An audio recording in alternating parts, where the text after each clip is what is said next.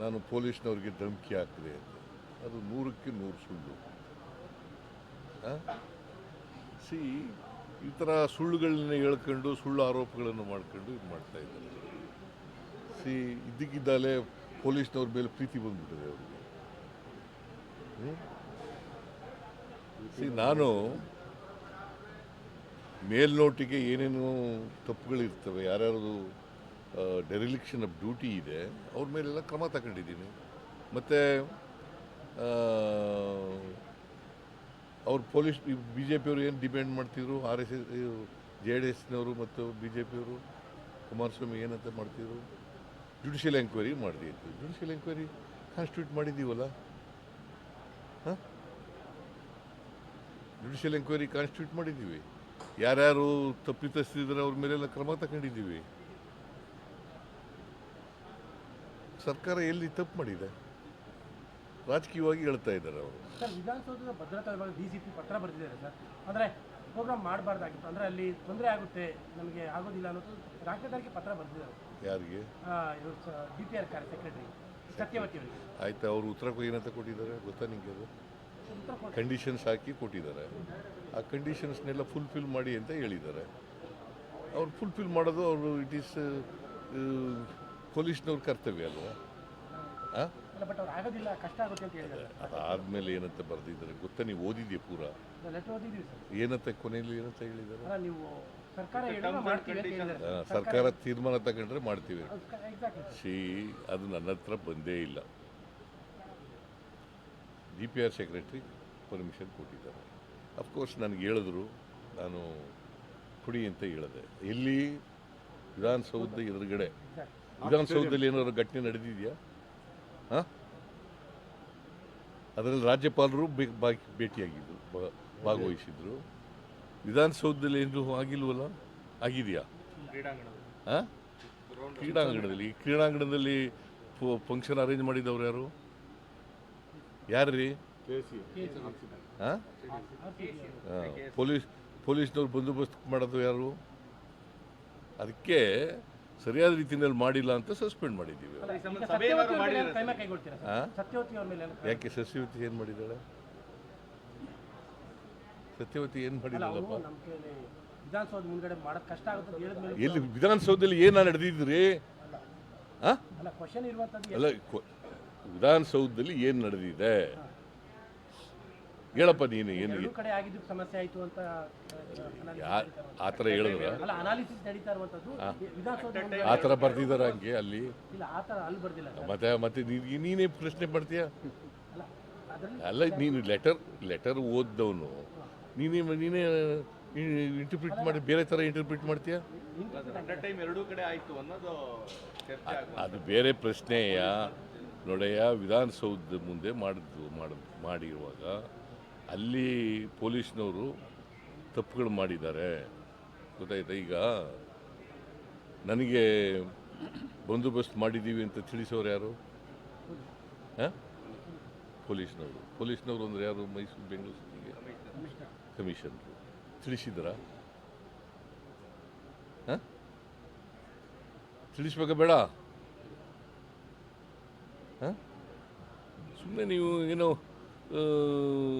ಕಣ್ಮುಚ್ಚಿಗಂದು ಮಾತಾಡಿದ್ರೆ ಎಲ್ಲ ಕೇಳಪ್ಪ. ಇಲ್ಲಿ ತಮ್ಮ, ಪೊಲೀಸ್ನವರು ಸರ್ಕಾರದ ಮುಖ್ಯಸ್ಥ ಯಾರೇ? ನನಗೆ ತಿಳಿಸ್ಬೇಕಾ ಬೇಡ? ಹಾಂ, ಸರಿಯಾದ ರೀತಿಯಲ್ಲಿ ಭದ್ರತೆ ಮಾಡಿದ್ದೀವಿ ಇಲ್ವೋ ಅಂತ ಹೇಳಬೇಕಾ ಬೇಡ? ಹೇಳಿಲ್ಲ ಅಲ್ಲ, ಹೇಳಿರೋದು ಗೊತ್ತಾ ನಿನಗೆ? ನಾನು ಹೇಳಿಲ್ಲ. ಪೊಲೀಸ್ನವ್ರು ತಪ್ಪಲ್ವಾ sir? It is a serious lapse. ನಿಮ್ಗೆ ಹೇಳಿಲ್ಲ ಅಂತ ಏನಾದರೂ ಆಗಿದ್ರೆ ಅದು ಡಿಲಿಕ್ಷನ್ ಆಫ್ ಡ್ಯೂಟಿ ಅಲ್ಲ sir. It is a serious lapse. Keeping Siddaramaiah dark itself chief minister. ನೋಡಪ್ಪ, ರೆಗ್ಯುಲರ್ ಕೋರ್ಸ್ನಲ್ಲಿ DPR ಸೆಕ್ರೆಟ್ರಿ ಹೇಳಿದ್ದಾರೆ.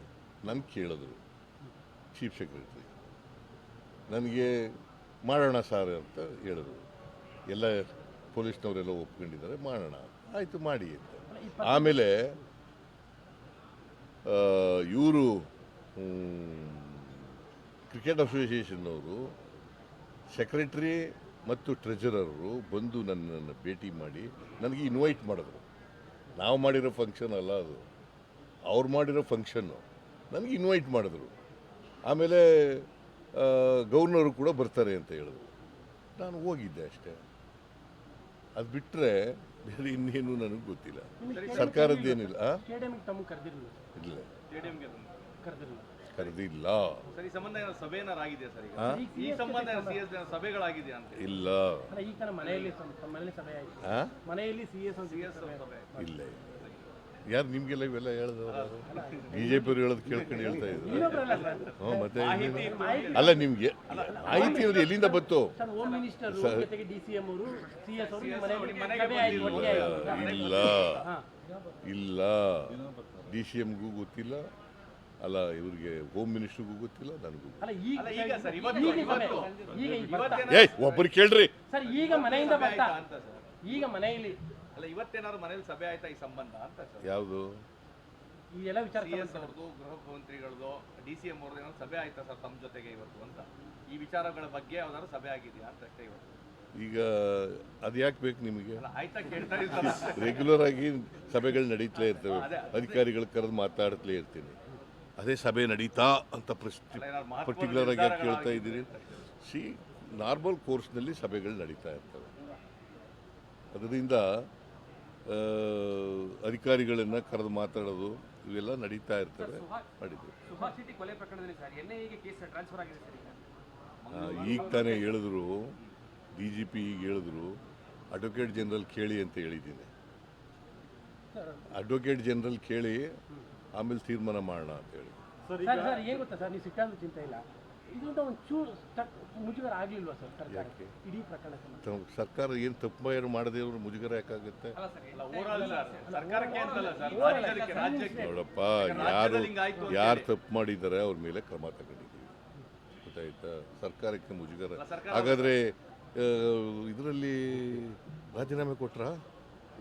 ಕುಂಭಮೇಳದಲ್ಲಿ ಇದು ಮಾಡಿದವರು ಒಂದು ಸೇತುವೆ ಬಿದ್ದೋಯ್ತು, ಅವತ್ತೇ ಕಟ್ಟಿದ ದಿನನೇ ಇನಾಗ್ರೇಷನ್ ಮಾಡಿದೆ, 100 ಜನ ಸತ್ತೋದ್ರು. ಆಗ ಮಾಡಿದ್ರ? ರಾಜೀನಾಮೆ ಕೊಟ್ರ ಪ್ರೈಮ್ ಮಿನಿಸ್ಟ್ರು? ನೀವೆಲ್ಲ ಕೇಳಿದ್ರ? ಕುಂಭಮೇಳದಲ್ಲಿ 50-60 ಜನ ಸತ್ತೋದ್ರು, ಕೇಳಿದ್ರ ನೀವು? ಅವ್ರು ರಾಜೀನಾಮೆ ಕೊಟ್ರ? BJP ಅವ್ರು ಕೇಳಿದ್ರ? ಓಲಿ ಕುಮಾರಸ್ವಾಮಿ ಕೇಳಿದ್ರ?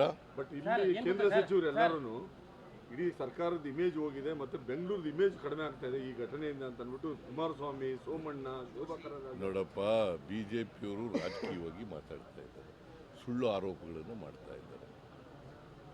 ನನಗೆ ಇವು ಯಾವುವು ಕೂಡ ನನ್ನನ್ನು ಕರೆದ್ರು, ಚೀಫ್ ಸೆಕ್ರೆಟರಿ ಹೇಳಿದ್ರು ನನಗೆ, ನಾವೆಲ್ಲ ಫಂಕ್ಷನ್ ಅರೇಂಜ್ ಮಾಡಿದ್ದೀವಿ ಸರ್, ನೀವು ಬರ್ಬೋದು ಅಂತ ಹೇಳಿದ್ರು. ಆಯಿತು ಮಾಡಿ ಅಂತ ಹೇಳಿದೆ, ಓಕೆ ಅಂತ. ಬಟ್ ಕ್ರಿಕೆಟ್ ಅಸೋಸಿಯೇಷನ್ನವರು ಕರೆದ್ರು ನನಗೆ ಇಲ್ಲಿ ಕರೀನಿಲ್ಲ, ಸ್ಟೇಡಿಯಂ ಕರೀಲಿಲ್ಲ, ವಿಧಾನಸೌಧಕ್ಕೆ ಕರೆದರು. ವಿಧಾನಸೌಧದಲ್ಲಿ ಯಾವ ಅಹಿತಕರ ಘಟನೆ ನಡೆದಿಲ್ಲ.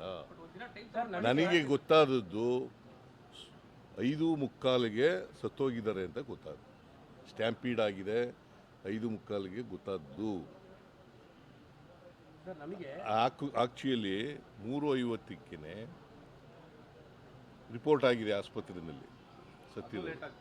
ಅದು ನನಗೆ ಗೊತ್ತಾದ್ದು 5:45ಕ್ಕೆ. 5:45ಕ್ಕೆ ಬರ್ಕಳಿ ಕರೆಕ್ಟಾಗಿ. ನನಗೆ ಅಲ್ಲಿವರೆಗೆ ಸ್ಟ್ಯಾಂಪೀಡ್ ಆಗಿ ಸತ್ತೋಗಿದ್ದಾರೆ ಅಂತ ಗೊತ್ತಿಲ್ಲ. ನನ್ನ ಹಿಂದೆ ಮಾಡಿದ್ದಾರೆ, ನಾರ್ಮಲ್ ಕೋರ್ಸ್ನಲ್ಲಿ ಮಾಡಿದ್ದಾರೆ. ಅಲ್ಲಿ ಯಾರ್ಯಾರು ತಪ್ಪು ಮಾಡಿದ್ದಾರೆ ಅವ್ರ ಮೇಲೆಲ್ಲ ಕ್ರಮ ತಗೊಂಡಿದ್ದೀವಿ. ನಾನು ಈಗಲೂ ಕೂಡ ಈ ಘಟನೆ ಸಂಭವಿಸಬಾರ್ದಾಗಿತ್ತು. ಎಲ್ಲಿ ಸಂಭವಿಸಿರೋದು? ಕ್ರಿಕೆಟ್ ಸ್ಟೇಡಿಯಂ ಹತ್ರ. ನನ್ನ ಕ್ರಿಕೆಟ್ ಸ್ಟೇಡಿಯಂಗೂ ನನಗೆ ಸಂಬಂಧ ಇಲ್ಲ.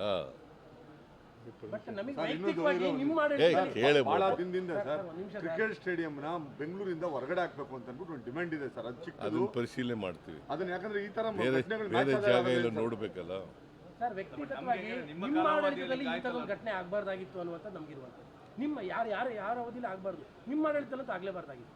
ಬಿ ಜೆ ಪಿಯವ್ರ ಕಾಲದಲ್ಲಿ ಆಗ್ಬೋದಾ ಅಲ್ಲ, ನಿಮ್ಮ ಆಡಳಿತದಲ್ಲಿ ಆಗ್ಬೋದಾ? ಅಲ್ಲ, ನಮ್ಮ ಆಡಳಿತ ಇಲ್ಲಪ್ಪ. ವೈಯಕ್ತಿಕವಾಗಿ ಬಿ ಜೆ ಪಿಯವ್ರ ಕಾಲದಲ್ಲಿ ಆಗ್ಬೋದಾ? ಅಲ್ಲ, ಯಾರ ಕಾಲದಲ್ಲೂ ಆಗ್ಬಾರ್ದು. ನಿಮ್ಮ ಅವಧಿಯಲ್ಲಿ ಯಾರ ಕಾಲದಲ್ಲೂ ಆಗಬಾರ್ದು, ನಮ್ಮ ಕಾಲದಲ್ಲೂ ಆಗಬಾರ್ದು. ಅಲ್ಲ, ಆಗಾಗ ಬೇಸರ ಇದೆಯಾ ಅಂತ ತಮಗೆ ಹಾ? ಆಗಾಗ ಬೇಸರ ಕಾಣ್ತಾ ಇದೆ ಇಲ್ಲೇ ನೋಡಪ್ಪ, ನಾನು ಈ ಎಲ್ಲ ಈಗಾಗಲೇ ಬೇಸರ. ಹಾ. ಇದು ಆಗಬಾರ್ದು ಅಂತ ಹೇಳಿದ್ದೀನಿ ನಾನು, ಆಗಬಾರ್ದು ಅಂತ ಹೇಳಿದ್ದೀನಿ ನಾನು. ಅದನ್ನೇ ಪ್ರಶ್ನೆ ಕೇಳಿದ್ರೆ ಎಲ್ರಿಗೂ ಬೇಸರ ಯಾಕಂದ್ರೆ ನಿಮ್ಗೆ ಯಾಕಂದ್ರೆ 45 ವರ್ಷ ಪುನಃ ರಾಜಕಾರಣ ಅದನ್ನೇ ಮಾಡಿರೋರು. ಬೇರೆ